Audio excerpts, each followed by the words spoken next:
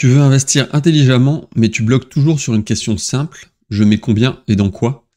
Eh bien ETF, actions, Bitcoin, tu sais que chacun a ses avantages, mais mal dosé, ça peut plomber ton portefeuille au lieu de le faire grandir.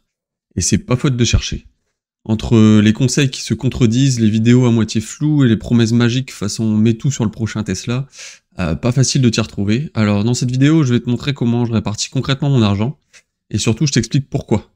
Donc pas de recette miracle, juste une stratégie claire, construite avec le temps et testée dans la vraie vie. Donc le but c'est un portefeuille solide, aligné avec tes objectifs, qui bosse pour toi et pas contre toi. On va commencer par pourquoi diversifier. Eh bien, tu peux choisir les meilleurs actifs du monde, mais si tu mets tout ton argent au même endroit, tu prends un risque énorme sans même t'en rendre compte. Donc c'est un peu comme monter dans un avion avec un seul moteur. S'il tombe en panne, il n'y a pas de plan B. Et en investissement, avoir un plan B, C, même D, c'est essentiel. Diversifier, ça veut simplement dire ne pas tout miser sur le même cheval. Parce que tous les actifs ne réagissent pas de la même façon. Un marché peut chuter pendant qu'un autre monte, une entreprise peut décevoir pendant que l'ensemble du secteur progresse, le Bitcoin peut faire moins 50% pendant que ton ETF SP500 continue tranquillement sa course.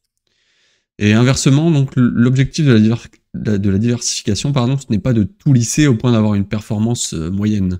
C'est vraiment de créer un portefeuille avec plusieurs moteurs de croissance qui ne tombent pas tous en même panne en même temps.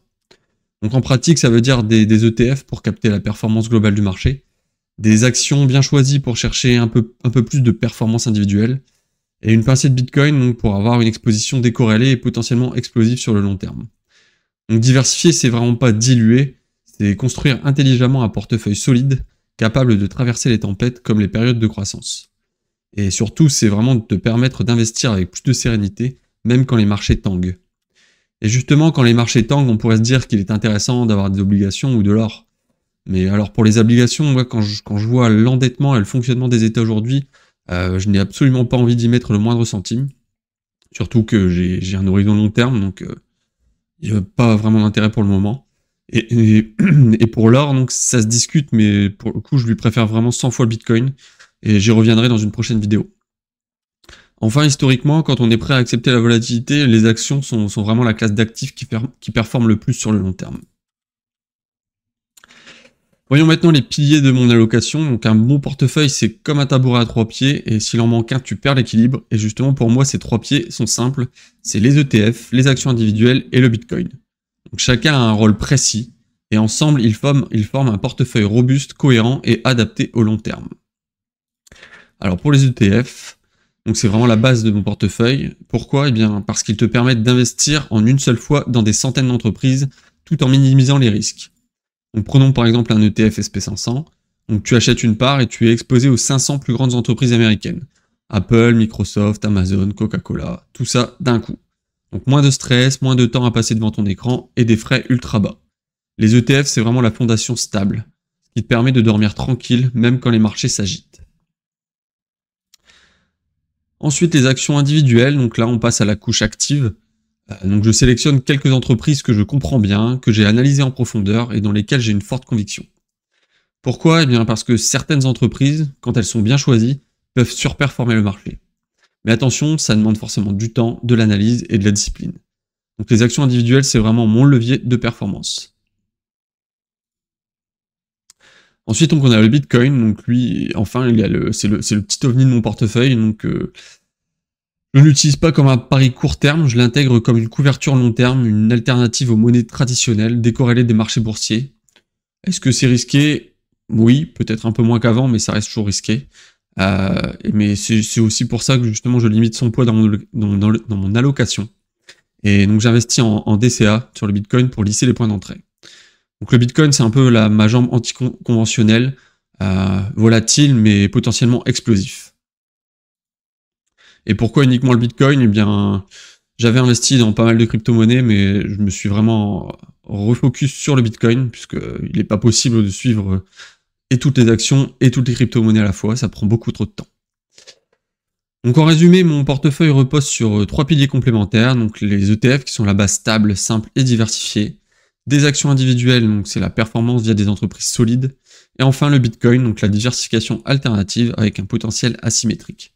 Et ensemble, donc, ils me permettent de construire un portefeuille équilibré, dynamique et aligné avec mes objectifs. Voyons maintenant ma répartition exacte.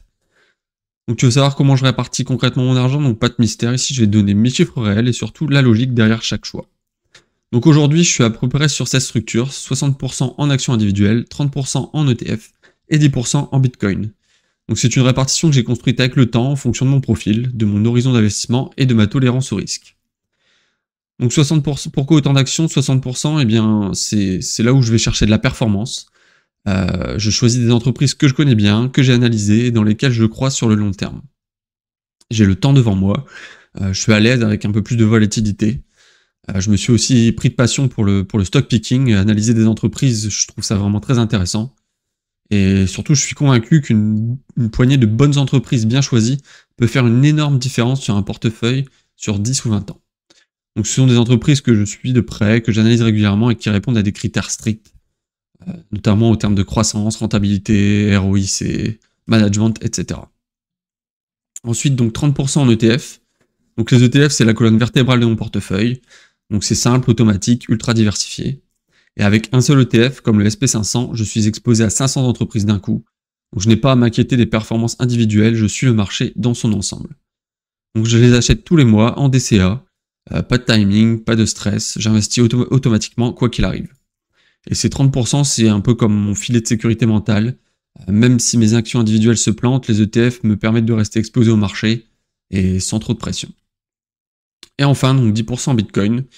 Donc lui, je le considère vraiment comme un pari asymétrique. Mais je ne veux pas non plus qu'il prenne trop de place dans mon portefeuille, c'est pour ça que je le limite à 10%. Et pareil, je l'achète en DCA chaque mois pour lisser le prix d'achat et réduire la volatilité. Donc pour moi, c'est un bon moyen de me couvrir contre certaines dérives du système monétaire traditionnel, tout en gardant un potentiel de croissance élevé à long terme. Donc en résumé, ma répartition actuelle est le reflet de mon profil personnel. Donc je suis relativement jeune, 38 ans aujourd'hui. J'ai un horizon long terme, je suis à l'aise avec une certaine volatilité et je préfère comprendre à fond où va mon argent. Donc c'est ma façon de faire, mais ça ne veut pas dire que ce sera la tienne.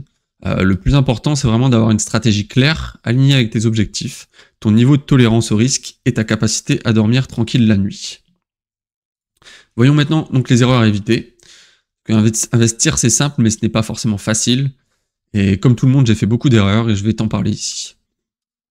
Donc une des premières erreurs, c'était de trop miser sur une seule idée géniale, on va dire.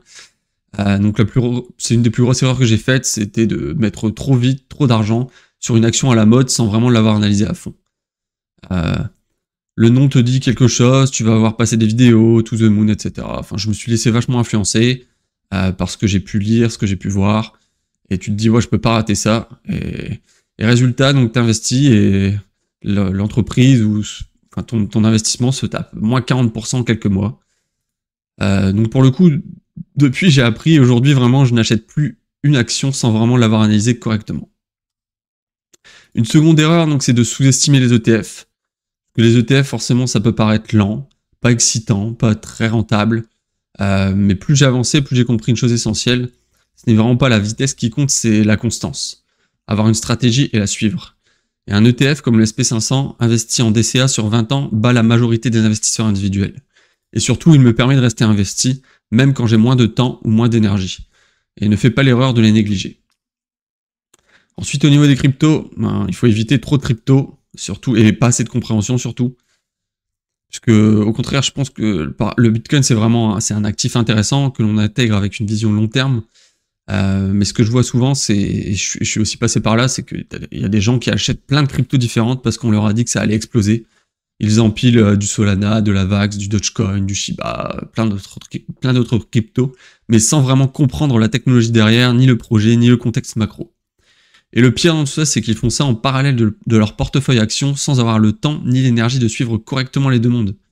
Résultat, tu finis avec un portefeuille crypto dispersé, flou, ultra volatile, et tu ne sais même plus ce que tu détiens ni pourquoi. Donc mon conseil, si tu veux t'exposer aux crypto, fais-le simplement et consciemment. Reste sur une ou deux convictions que tu comprends, donc par exemple Bitcoin et Ethereum, donc les deux plus grosses capitalisations en crypto-monnaie. Investis en DCA, c'est beaucoup plus simple.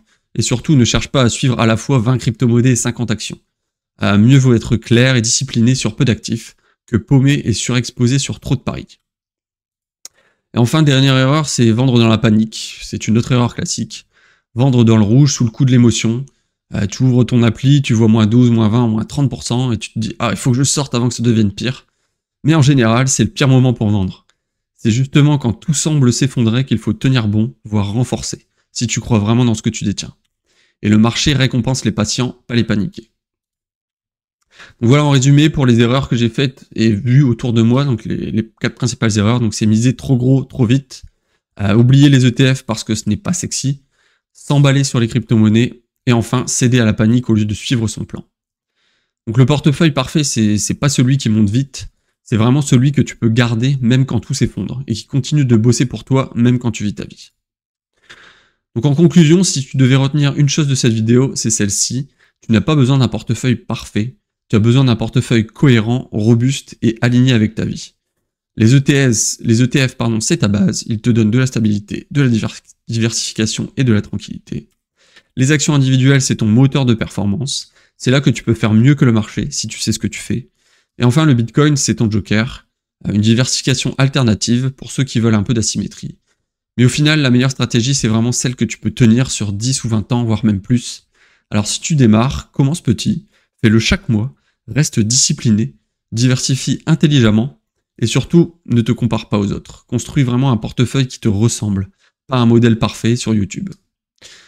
Donc voilà, si cette vidéo t'a aidé à mieux comprendre comment répartir ton portefeuille, n'hésite pas à liker, t'abonner pour recevoir les prochaines analyses, et me dire en commentaire ce que toi tu en penses. Et aussi, si tu veux un guide complet pour commencer à investir, donc j'ai un cours gratuit par email qui t'explique tout en détail. Le lien est en description. Allez, merci, à très vite.